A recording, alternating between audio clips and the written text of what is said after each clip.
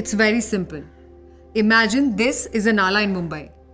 During the monsoon, the rainwater from the surrounding areas flows into the nallah, to the pumping station, and out to the sea.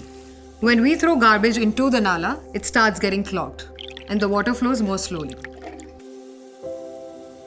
When the nallah is completely choked, it cannot carry away the rainwater, and the area gets flooded.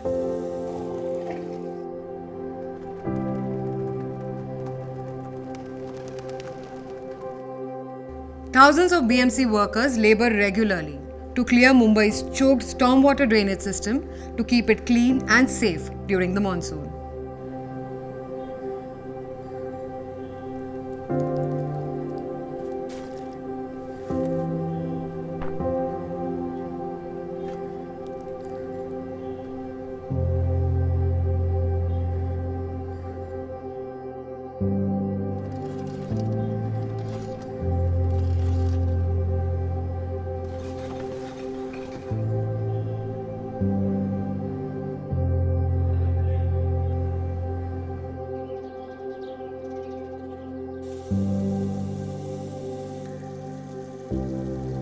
Our home, our city.